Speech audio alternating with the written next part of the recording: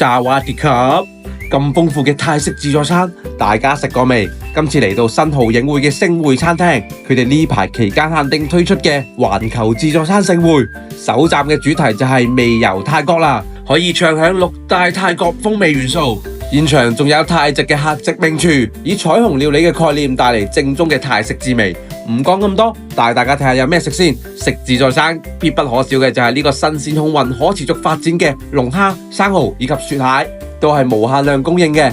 仲有呢個現場原條黃鰭吞拿魚現切，泰式燒烤又點可以錯過呢？燒雞、燒豬、燒大蝦、燒鮮魷、燒鱸魚齊晒，而隔籬就有冬陰功湯、打拋豬肉、斑蘭雞、青咖喱牛肉、炒金邊粉、菠蘿海鮮肉鬆炒飯。嚟到呢個布吉島漁村主題，就有好多新鮮嘅海鮮，各種做法嘅波士頓龍蝦、深海鱸魚。除咗泰國美食之外，一啲偏中式嘅燒味啊、小炒啊，都係值得一試嘅。可以順便試埋佢呢啲泰國傳統嘅甜品、龍眼冰、荔枝冰以及泰式奶茶。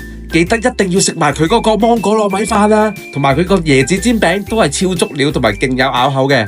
呢度仲有俾你自選搭配嘅泰國船麵、豬雜粥、泰式嘅蚵仔煎、豬頸肉同埋清邁豬肉香腸，都係現場即戰，鑊氣十足。食到差唔多咁上下，整多2球佢哋嘅自製雪糕，仲淋上佢哋呢個斑蘭嘅朱古力瀑布。今次真係飽到一塊啊！想滿足你對泰國美食嘅所有慾望，真係可以過嚟新濠影匯嘅星匯餐廳試一試㗎。